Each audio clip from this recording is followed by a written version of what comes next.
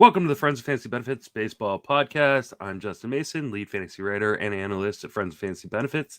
Joining me on this Brewers preview is Derek Van Riper of The Athletic. Derek, welcome to the show. Hey, thanks for having me, Justin. How you doing? I'm doing all right. I'm trying to avoid COVID, which is going rampant in my house, and trying to avoid bad weather, which is going rampant in California. As you are well aware, no longer living in Wisconsin, now in my neck of the woods, or closer to my neck of the woods out in California. I can't imagine there are people who don't know who you are, but if for some reason someone is living under a rock and doesn't know who Derek Van Riper is, can you please let people know what you do over at The Athletic, and let people know where you can be reached on social media? Sure. Yeah. I host and produce podcasts, mostly fantasy baseball and real baseball podcasts at The Athletic. Rates and Barrels with Eno Saris, The Athletic Baseball Show. We had The Athletic Fantasy Baseball Podcast. We're kind of merging that into Rates and Barrels and basically making Rates and Barrels bigger this year. At Derek Van Riper on Twitter. If you like pictures of golden doodles, I am on Instagram. I don't even know my Instagram handle anymore. I think it's just Derek Van Riper. And I joined a couple of the possible new Twitter replacements, like Post News. I'm on there at Derek Van Riper as well. I'm on Mastodon. I don't post there yet because no one's following me. So I'm just like, why spend the time? But it's a chicken and egg problem. If I don't post anything, I'm not going to get followers there. So I'm going to have to commit to one or both of those at some point. Yeah, I haven't yet ventured over to those sites yet. I probably will at some point. I'm still trying to figure out TikTok and whether or not people care about fantasy baseball related material on TikTok. I have Instagram too, but I think the last time I uploaded anything to Instagram was probably 2 years ago. So yeah, I do the Twitter thing, but I'm bad at the other socials.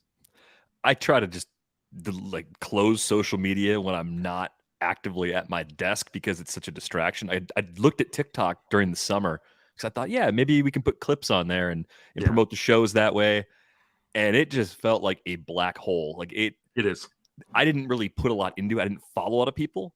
So the algorithm was just serving me the most random stuff that it thought I would like. And it was bad for my brain because I couldn't focus. There was nothing structured at all about the feed. And it was just engaging enough for me to waste time on it. Yeah, it's pretty much how I waste time. I find myself oh no, I've been doing this for an hour straight. I need to just I probably should just delete it from my phone. But I keep telling myself, no, one of these days we're going to really learn how to get good at editing video and stuff like that. And you'll do TikToks for people and they'll really like it. And that just hasn't happened yet. So enough about TikTok and social media. Definitely go follow Derek over on Twitter and on the other social media platforms. And definitely go listen to Rates and Barrels. It's easily one of my favorite podcasts out there. You guys are the current FSWA award winners, correct? I think we might have won it 2 years ago. Oh, okay. Somebody else beat us last year. Pitcher List? Pitcher List maybe won last year. Yeah. It feels like we kind of trade back and forth between you guys, Pitcher List, Sleeper in the Bust, and just kind of random other ones that get thrown in there. So FSWA Awards nomination should probably be announced here in the next couple weeks. So look forward to battling you guys there again. But let's talk about the Brewers. We'll start behind the plate where we had a huge trade. And I really felt like the Brewers got a really good end of this deal. They get William Contreras at the end of the day. He's now, in a kind of pretty much full starting role with Victor Caratini being kind of the handcuffed backup there. What does this do to his value in terms of fantasy? I just think it stabilizes a ton because I think before the trade, Contreras was going to share time with Travis d'Arnaud. And given d'Arnaud's age and injury history, it was possible that Contreras was going to end up with 450 plate appearances, but it was going to take probably someone being removed from the DH mix that was there right now, maybe a d'Arnaud IL stint or two, and possibly a step forward skills-wise for Contreras to really wrestle away that playing time. But in Milwaukee, I'm with you. Caratini is just a good, clear-cut backup. Handles the pitching staff well, can start once or twice a week. Now Contreras can play enough to be an easy top 10 catcher for fantasy purposes, even if we don't see massive steps forward from where he was skills-wise in 2022. That's still a big upgrade for Milwaukee behind the plate. Prior to making that trade, maybe a reunion with Omar Narvaez was possible, or they could have been the latest team to attempt the Gary Sanchez experience. But when you look at Contreras, I mean, by projection, I think he's their fourth best hitter based on the Steamer projections that are out right now. So he's an important part of what they're going to try and do as a run-producing unit this year. And I think that playing time is going to be there. I wouldn't be surprised if he got close to 500 plate appearances. Yeah, because I think he can definitely be kind of a DH, maybe even, whenever they're up against a lefty, if Jesse Winker's going to take a seat, like he can become their DH and just get more plate appearances. And that's what I look for in a catcher, right? Catcher is much deeper than it's used to be. There's a lot better options, but I want a guy who's going to rack up as many plate appearances as possible. I think Contreras can do that. He's young, he's, healthy, and has the ability to DH here on some days. So I like Contreras quite a bit this year. Moving on, we don't care about Caratini, right? Like maybe like a fourth catcher in a DC. Yeah, if you're talking about a catcher that's going to play in around 45 to 50 range, sure, that's fine. I don't think there's a lot of value there unless something happens to Contreras. They have enough depth in their outfield and other positions where the DH spot's not completely spoken for, but it's also not flexible enough where both Contreras and Caratini are going to be everyday guys on a regular basis. Let's move on into the infield talk about Rowdy Tellez, who's coming off just a massive power year. The batting average wasn't very good, but if you actually look kind of like underlying numbers, he got kind of unlucky, right? Like he had a XBA of 252 and hit 219. Is the power going to take a step back? Is he at risk of losing any playing time, or can he actually progress a little bit because the batting average could tick up?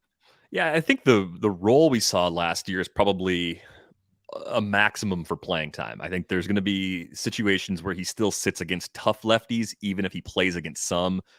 He walked more than ever last season. And Rowdy's always been one of those guys that, as he's spent more time in the league, he's done a good job keeping his strikeout rate down. A lot of the mashers like him strike out 25+% of the time.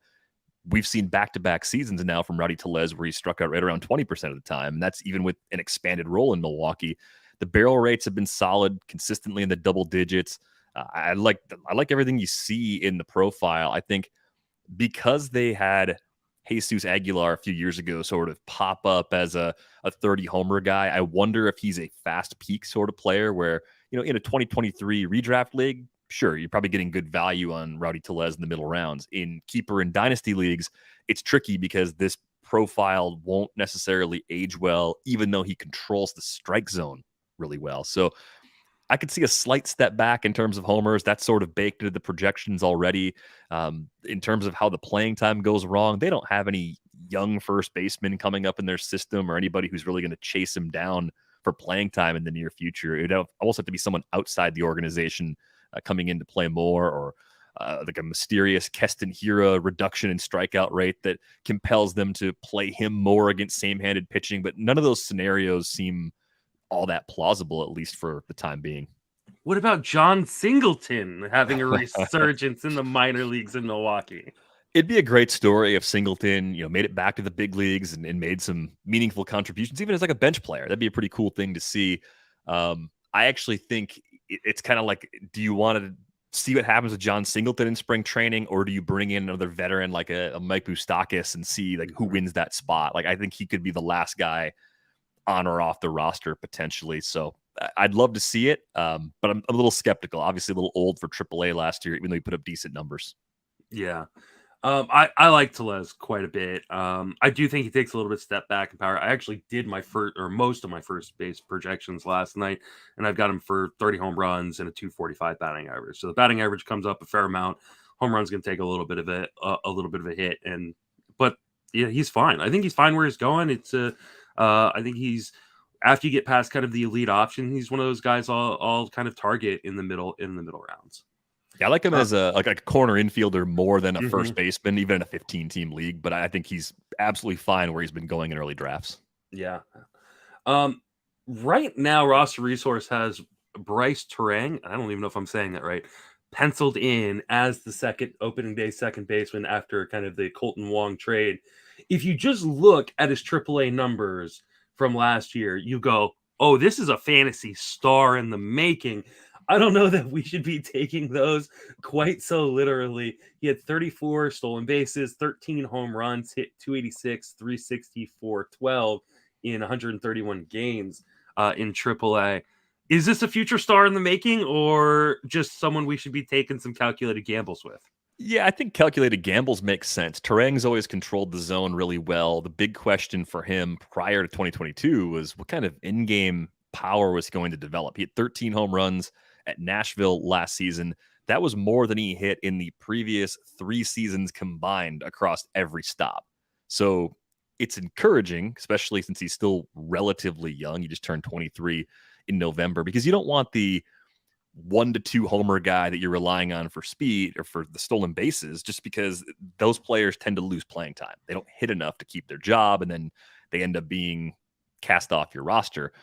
I think he does just enough things well where if you have kind of a Kolten Wong sort of expectation for Brice Turang in the long run, you might not be disappointed. I would imagine in the short term, if he does end up on the opening day roster, he's probably platooning, probably going to lose starts against lefties. They've got a couple guys. Mike Brosseau still there.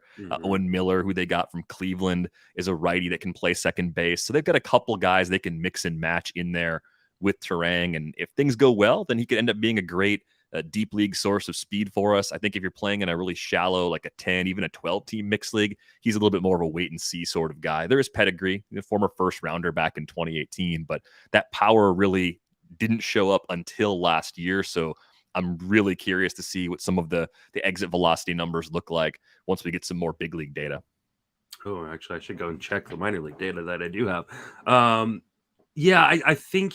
think the analogy or the comp you just used in terms of like kind of Kolten Wong-ish is probably right. We're talking about a guy maybe low double-digit home runs, double-digit stolen bases, but good defense that could keep him in the lineup every day. If they're not wanting to necessarily platoon him, they let Kolten Wong run out there even when he struggled, because the defense was so good up the middle. And maybe Turang can do that as well. He kind of profiles as a 60 grade defender, which is pretty darn good for a young guy. So that being said, I could also see Milwaukee just be like, hey, we're going to hold him down for service time, or we're going to give Owen Miller a shot. I think they should see what they've got in Turang, but I think you're right. I think it's kind of a crapshoot to know whether or not he's going to be up early on in the season or even to start the season. That being said, very, very affordable right now in drafts. So if you want to take a gamble, he's not a bad guy to take a gamble on. Willy Adames, since leaving Tampa Bay, has just been a fantastic shortstop in fantasy. No reason to think he won't continue to be that. I feel like he is pretty appropriately ranked in terms of the ADP right now. Where are you at on Willy Adames? Yeah, I think Willy Adames reminds me of Dansby Swanson this time a year ago, where you have no doubts about the playing time. Supporting cast isn't quite as good as what Atlanta had a season ago, but there's legitimate power that we've seen now over a decent stretch. We've seen flashes of speed as well. You do wonder with the new rules, bigger bases, if maybe we see a slight uptick in steals. Maybe we get a dozen bags instead of 8 like Adames had last year. But I think the thing that's really stood out is he talked about when the Brewers acquired him, he never seemed to like hitting in the Trop. And it's reflected in a lot of players' numbers. It's a difficult place to hit. It's hard to see the ball. Literally, it's hard to actually see the ball you're trying to hit.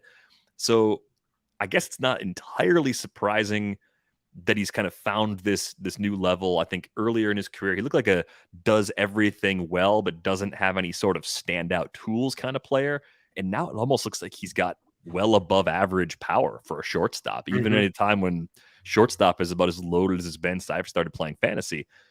So I think Adames is another one of those players, much like Rowdy Tellez. Love him where he's going at price-wise. If he starts to creep up if you moved up 2 or 3 rounds in ADP, I might be a lot less interested. But I think he's a really good fallback option if you're building a team and shortstop isn't a priority in those first few rounds. You see value elsewhere. Maybe you decide to zig whenever else zags. You want to get early starting pitching, early closers. I think you can do fine with Adames as your primary shortstop. You could finish as a top 10 producer at this position again. Yeah, he absolutely could. He's the 13th shortstop off the board right now, currently going at pick 98 since the beginning of December on NFBC Draft Champions drafts. I think that's like perfectly kind of ranked right there. And while shortstop is really, really good at the top, there are some drop-offs. So those of you playing deeper leagues, like, you know, you may want to like kind of highlight Willy Adames and be like, that's kind of the line, or maybe a guy or two below might be the line right there of like what would be acceptable as your starting shortstop, as opposed to, you know, waiting. Because I think some people are like, oh, shortstop's really, really deep. But then you kind of look at the bottom end of that pool and you go, it's not quite as deep as maybe people make it out to be. Yeah, I'm with you. Luis Urias, man, it's so hard to figure out what he is at this point. He came up from the minor leagues as a guy with an elite hit tool that we're like, hey, we don't know if the power is going to develop. And then he showed some power, but it came at this, you know, kind of at the cost of that hit tool. And now he's dealt with some injuries that have taken, you know, parts of the last 2 seasons. Are you interested in a Luis Urias bounce back? Yeah, I think it's kind of it's all about your own expectations. Like if you look at 2021 as a more realistic sort of expectation, I think you're going to be pretty happy with what you get. I think we've seen 2 years now where the barrel rate's been higher than expected. When Urias broke into the league, he was one of those guys that we looked at and said, oh no, this is a great hitter in the minors. He's going to get the bat knocked out of his hands. He's never going to be the player that we thought he was going to be when he was younger in that Padres system. I don't think he's that guy. I think he's made enough changes for the better where you can look at him and say he's at least, if he's not an everyday guy, he's like a 5-day-a-week starter for this team. They don't really have anybody else that stands out at third base. I thought for a little while that maybe they'd move Urias over to second because I think he's a better defender at second than he is at third.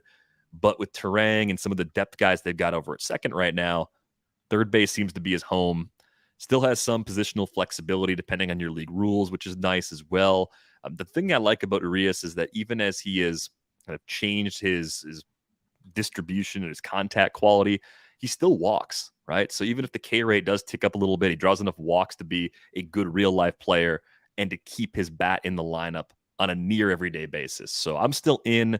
I don't know if I would expect more than the 23 home runs we saw back in 2021, but I think where he's going right now, he's actually a little bit underpriced.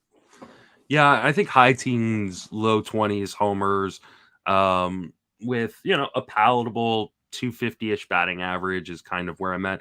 I'm a little concerned to see the zone contact drop as far as it did last year, but I do wonder how much of that may have just been affected, like due to the amount of injuries and things that you kind of, you know, he dealt with that quad issue to start the season, and then just banged up kind of in throughout the season.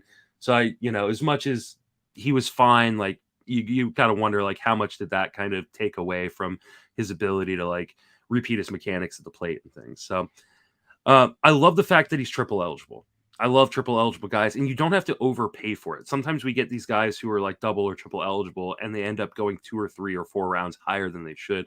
I don't feel like that with Luis Urias. So, you know, especially for those of you playing deeper leagues and those of you playing DCs, he's a great guy because he just moves all around your infield. And when you do have injuries, you can use him to kind of plug the holes as opposed to automatically having to go to the waiver wire. The other guys I have listed in the infield, I just want to know, do we care about him? Abraham Toro, he was a fun guy for a minute. He was part of the Jesse Winker trade that we're going to talk about here in a little bit. Keston Hiura, he was really, really fun for a little bit, but kind of his approach caught up to him. Mike Brosseau, you kind of mentioned. We've mentioned Owen Miller and Jon Singleton. Any of these guys fantasy relevant, really? I think of all of them, Hiura is still viable in NL-only leagues, especially just because there's some power and speed. The underlying numbers back it up. I think the troubling thing is we're talking about nearly a season's worth of games going back to 2021 where he has a 40% strikeout rate. So he went from guy that struck out like a concerning amount when he broke into the league to a guy who strikes out so much that there's no guarantee he stays on the big league roster.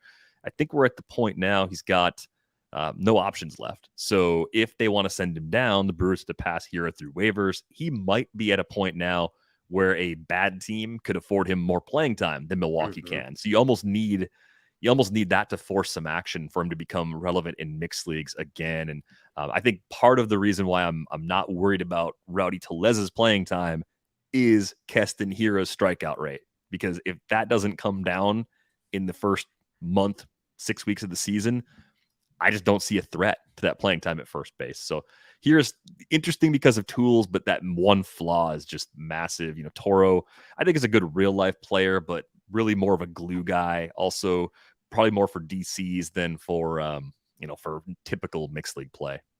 Yeah, I'm completely aboard you. The one thing I'll add in on Hiura is he's such a bad defender. If he was a good defender, like they could figure things out, right? Like we will make it work, with that strikeout rate because you give us average or above average defense. But he's such a bad defender. He's just a liability everywhere right now. I almost wonder if he needs to find a home on a different team, just to kind of have a change of scenery, maybe a new coach working with him to try to figure things out. But man, I was so excited about him after that first year. And that it's just, I'm bummed he kind of turned into what he turned into, unfortunately. Chrstian Yelich, moving on into the outfield, is coming off a kind of a pretty nice and I think underrated season. I had him all year in Tout Wars. He was really kind of a cornerstone of my team. I don't think he's being overdrafted this year, in spite of the fact that outfield is terrible. He feels like one of the few guys that's fairly affordable, but also fairly reliable. Is he ever going to be the Chrstian Yelich of old, though? I don't know if we're ever going to see that 2018, 2019 guy again. I mean, part of it's just age and being on the wrong side of 30 now, but I think where he's become sneaky valuable is that he's still an efficient base stealer. I think if he had continued as a productive power hitter, it would have been more likely that the stolen bases would have started to fall off. But because he's not hitting home runs, he has to do something to provide extra value. He's becoming more like the hitter he was when the Brewers acquired him from the Marlins 5+ years ago. The underlying numbers are still okay. He hits the ball hard. He's just not hitting the ball in the air enough. It doesn't seem like it's correctable at this stage. Like, if he hasn't fixed it by now, what's going to change? But I think he has enough ways to make value that he is fine, like where he's going. I would say in OBP leagues, he's still going to get that boost. And I think there's probably some evidence that points to a slightly better batting average coming than what Steamer has projected. Steamer's got him at 248. Oh. He hit 252 last year. I think with the new shift rules, Yelich is going to come up closer to 260, 265. So I think that ends up being a pretty good bargain. I mean, I'm not expecting a big power bounce back, but I do think the stolen bases are actually real at this point. And I do think the lineup around him might be a little bit better. So those counting stats might tick up a little bit, specifically the RBI count, just 57 RBIs last year. That was probably the most disappointing category for Yelich if you had him on your roster. Yeah, and I mean, most importantly, he was healthy. He played 154 games last season. This is a guy who's dealt with back issues and other issues over the course. And I think that's, part of what has sapped a little bit of the power too. But you're right. The launch angle being single digits the last 3 seasons just isn't going to lead to a ton of power. But I don't know why he can't be Starling Marte-esque. A guy who 15 home runs, but 30 plus stolen bases, especially with the, larger bases, guys not being able to be held on quite as easily by pitchers with the new rules. So could he be like a 15-25 guy next year with like a 255, 260 batting average? I think he probably can. He's currently going as the 29th outfielder off the board. I feel like that's too low. You got guys going ahead of him who have higher upsides than Byron Buxton and Tyler O'Neill for sure. But they have much lower downsides, I think, than Chrstian Yelich. And especially in types of leagues I like to play in, which are a little bit deeper, I tend to want the guy that I feel like is going to get me 500 plate appearances and be on the field. And I just can't trust O'Neill and Buxton over Yelich at this point. So I like Chrstian Yelich a lot. Let's talk about Jesse Winker, because this was a big trade. I was a little surprised when it happened. I didn't really think that was going to be one of the things that kind of set the hot stove on fire. That was like one of the first big moves. He leaves Seattle, goes to Milwaukee. It's a great move for him personally because he should play more, and it's a much better park environment for him to hit in. I'm not the biggest of Jesse Winker fans. I worry about the injuries. I worry about his work ethic. I worry about the platoons. What are your thoughts on Jesse Winker? I actually like this. I think the injuries from a year ago definitely tempered or softened the output. I thought he was going to be a lot better than he was in Seattle. I didn't think they'd actually trade him as quickly as they did. And it made sense to me mid-season to target him as someone that would start to hit a little bit more in the second half. You move into a new park. It's not as hitter-friendly as the one he left in Cincinnati. Great American Ballpark is just it's a home run machine. He's kind of splitting the difference now. As for a left-handed hitter, leaving T-Mobile Park, going to American Family Field, it's about a 25% boost for a left-handed hitter, just in terms of home run park factor, using the baseball savant park factors, but it boosts up everything else overall. I think as long as he's healthy, I'm in. I think he's really cheap in drafts right now. It's probably a big side platoon role, because when you start to look at how the Brewers depth chart comes together, they will likely sit one of Yelich or their starting center fielder, if that's Garrett Mitchell. One of those outfielders is going to have to sit against lefties. It's not going to be Yelich, right? So it's probably a question of like how they get the defense to kind of fit the way they want. But Winker, I thought, was actually a down ballot MVP candidate before the trade last year. Before he got traded to Seattle, I thought in the NL, he had a shot at hitting 300 in Cincinnati, popping 30 home runs, and kind of like quietly getting into like the back five of a top 10 for MVP voting. I thought that was his ceiling. I don't think that's his ceiling now in Milwaukee, but I think the bounce back will be aided by the difference in parks alone, even if he's losing time against lefties. Yeah, and he had off-season back surgery and off-season knee surgery, I believe, which scares me right away. Then I just worry that he's like a low 20s homer guy with a decent average, like a better version of Michael Brantley. And like, to me, that's just not super interesting for fantasy. I've just never been a Winker guy. And I know that this park move is a good move for his fantasy value. I just don't know that it registers on the radar of most, or should register as highly on the radar of most fantasy players as it probably does. Yeah, so I've got him sort of at that new power level, in part because of the barrel rate. It jumped in 2020 up to 13.5%. He carried it over a full season his last year in Cincinnati in 2021. I think even if he bounces back to like a 9% barrel rate, kind of splits the difference between his only year in Seattle and his last year in Cincinnati, he gets back into the low 20s home run range. You're 100% right about the health. If he gets to spring training and they're still being really careful with him, or we get some reports that he didn't go through anything resembling a normal offseason because of those surgeries, I understand not wanting to have him on every possible roster because there is some risk there. But the market has corrected really hard on that disappointing season a year ago for Winker. Yeah.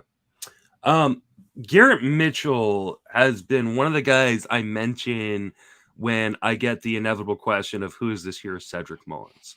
I obviously start that sentence off by there is no this year's Cedric Mullins, because that was just like a once in a lifetime kind of lucky call for me. But I really like Garrett Mitchell. I think he could play very regularly in Milwaukee's outfield. There is power and speed. What are your thoughts on Garrett Mitchell? Yeah, I think he could be a big side platoon guy in center field. I think it comes down to how much they like the other center field options defensively. It's going to come down to his strikeout rate, too. In the brief time we saw him last year, he struck out just over 40% of the time, but he doesn't chase a lot of pitches outside the zone. He does make hard contact. Just for our purposes, I mean, he's a really efficient base stealer too. Look at what he did between AA and AAA as well. He was 16 for 17 as a base stealer. Then he went 8 for 8 during his brief time with the Brewers. So there are ways to see this going right. And you mentioned Starling Marte earlier. Just kind of thinking about Yelich's production and how that could be like low to mid-teens for home runs, and then maybe 30 bags if everything clicked. I think that's sort of the mold that Mitchell could fit into as well. I mean, I love what we're seeing from him from a speed perspective. I do think the strikeout rate at AA earlier in the year in 2022, it was 27.8%. That doesn't project well at the big league level. So there could be some growing pains initially. I think if you draft him in a league with in-season pickups, you might be tempted to cut him in the early weeks of the season. He's going to be a really difficult player to weather a storm with, even though the tools are excellent. So I almost like him in really deep leagues where I will not cut him. Like in an NL only league, I actually like him there because anybody with a pulse can be viable. In draft and hold, even if he gets sent down, I've got some other options on the bench. I feel good about that. But I think in leagues where you have to make those early season decisions, he's going to be a tricky player to roster. Yeah, I can definitely see that. In his defense, he made pretty close to league average contact inside the zone last year. In spite of the 42% strikeout rate at the major league level, his swing strike rate was only 12%, and he only swung outside of the zone 25.7%. So I think that he actually got pretty unlucky in terms of that strikeout rate. That being said, he's shown pretty large strikeout rates throughout the minor leagues, like you said. I like the power. I like the speed. I like the fact that he showed league average contact rate at the major league level. I'm going to take some gambles.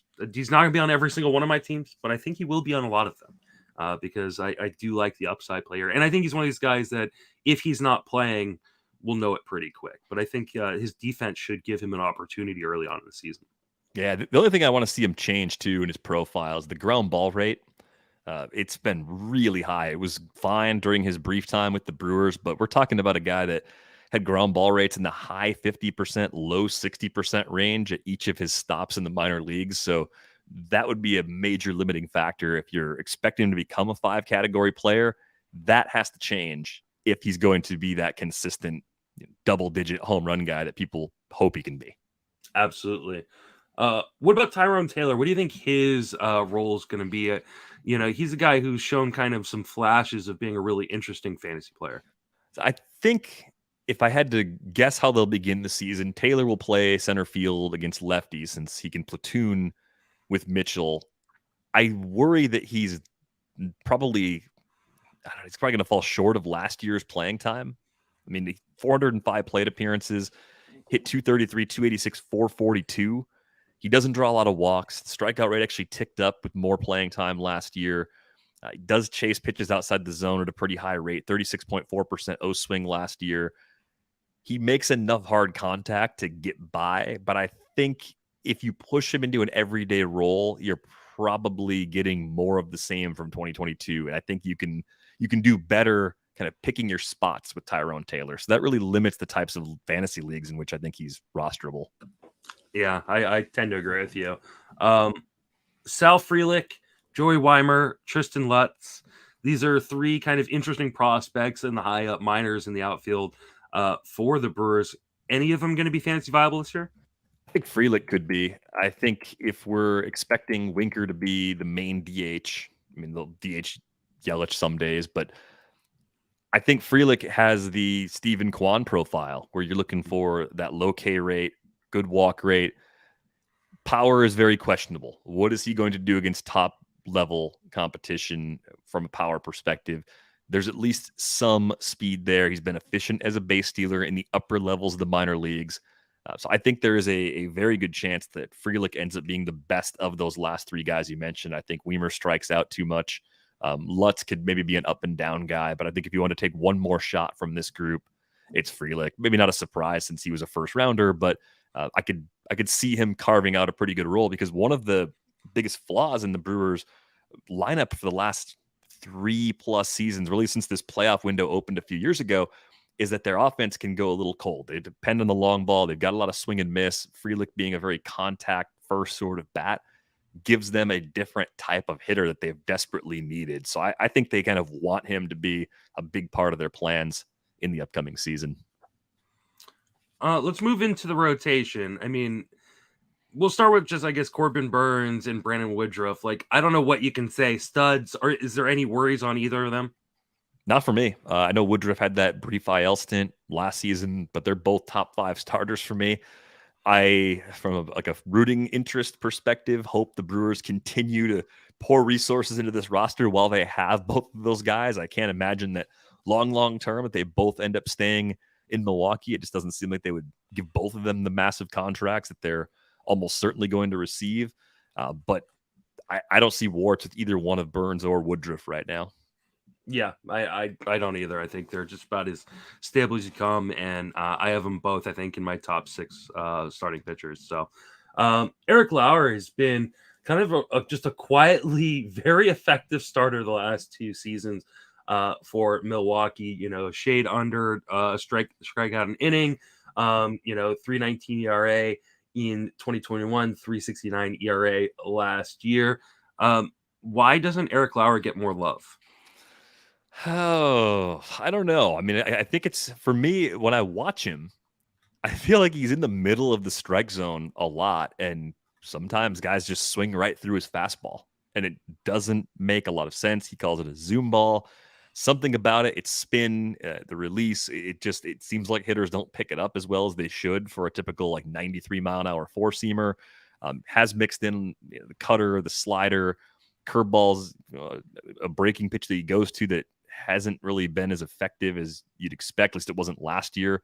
That was kind of the surprise for me. I thought the follow-up to what he did in the second half of 2021 might actually be a full season of, I don't know, like high 3s ERA, but with like a low whip.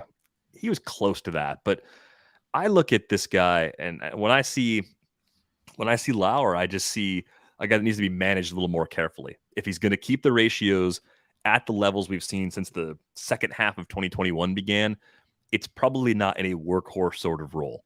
So I don't know. Maybe that's part of why people aren't as excited about him. 23.8% K rate. You know, it's not, it doesn't jump off the page, but it's just good enough to sort of exceed expectations. Yeah, he's just going so low. Picked 275 since December 1st. 106 pitcher. Now that includes relievers, so probably take about 30 relievers off there. So around pitcher 75, starting pitcher 75. That just feels too low for a guy who's been so consistent over the last 2 seasons. Yeah, I think he's kind of a boring end of your rotation kind of guy, and I'm okay with that kind of profile in my rotation because you can drop it, right? If it's not working out, he's a guy who you can usually get off your roster pretty quickly if he ends up falling apart. A guy that people have had let's actually talk about both these guys at the back end of the rotation because I think they're very similar. Aaron Ashby and Freddy Peralta have amazing upside, right? When they're on the mound and healthy, they look really, really good. But they're both coming off of kind of injury plague seasons. Are you interested in drafting them in fantasy considering the risks? Yeah, I think with Peralta, because there's more of a strikeout ceiling than there is with Lauer, I'm willing to take on that chance. I know we haven't really seen it over full back-to-back seasons as a starter, and that's where that risk creeps in. It was a shoulder injury that cost Freddie some time last year, but he's got a more complete arsenal now than when he came into the league. The slider was a big addition for him. You know, fastball Freddie really has 4 pitches now, and that's pretty exciting because for a long time it was like 80% fastballs and just kind of keep him honest with a secondary pitch. Now he's got a little more of a balanced arsenal. He still has that inconsistency with his command that can be really frustrating to watch. The pitches can pile up in some of his more strenuous innings, and his outings can end up running a bit short because of that. But I still think the gap in price between where Peralta goes and where Lauer goes, that still makes sense to me. I think Peralta is kind of appropriately priced right now. You think about where he was going a year ago, you're getting a pretty good discount, and it's mostly because of lost time. So I like the steps forward he's taken. Ashby is tricky because it's trusting the Brewers' pitching development, which with Burnes and Woodruff and the ceiling we've seen from Peralta and the changes with Lauer, why would you not want to believe in that? But I think it's priced in a little bit more relative to the little track record that we have. I like that he throws a bit harder than some of the other starters that go in this range. You're talking about a guy that throws 96, but also has a deep arsenal. He has a slider, has a changeup, has a curveball. It seems like guys just don't pick him up really well. So I think Ashby is like right in that sweet spot where I know the results haven't been there over a prolonged stretch yet as a starter, but when I watch him, it's like the opposite of Eric Lauer. It's like if you gave me the ERA and WHIP and you showed me video of the two guys and said whose ratios belong to which pitcher, I would give Lauer's ratios to Aaron Ashby. I think most people would, and I'd rather bet on that level of stuff, that arsenal, than bet on Eric Lauer's Zoom ball continuing to get swings and misses in the middle of the strike zone. Yeah, I actually completely agree with you on both guys. I think the biggest question becomes how many innings can we reasonably project from both of them? And that's where I struggle because, like I said, I like to play in deeper leagues. And in deeper leagues, you have less guys to pick up when these guys do inevitably hit the IL. I think in your 10 and 12 team leagues, you should be loading up on Freddy Peralta's and Aaron Ashby's because there will be replacement on the waiver wire. In your 15s and your NL onlys, might want to temper your expectations or just be really cognizant of the fact that they're both coming off of kind of injury plagued years, and that could carry over into 2023. But talent wise, I think you're dead on. These guys are both potential aces, which is insane how good this rotation is. Yeah, it's so fun to watch, and I'd hope just for the sake of purely enjoying watching them pitch, they all can stay healthy. I know that's really unlikely, but it's a loaded group. I know seeing the NL Central a little bit less might worry some people, but this is a very good group of pitchers. I wouldn't expect them to fall apart simply because the schedule is a little more balanced. They see more NL East and more NL West teams this year. Yeah. And like it's not completely balanced, right? We still get to see our own division a little bit more often than the other ones, just not quite as often as it used to be. Anybody else like Adrian Houser, Janson Junk was traded over to the Brewers at one point. Like, do these guys make any sense to care about in fantasy, or is it just someone goes down and they might be a streaming option? I think if they had a couple injuries, we might have a streaming option in that group. I think they just brought back Wade Miley today, actually. So wow. They always have that veteran guy. It's been Miley in the past. It's been Brett Anderson, that sort of 4 to 5 inning number 5 starter in and out of the rotation, kind of use the IL as an extra roster spot sort of a player.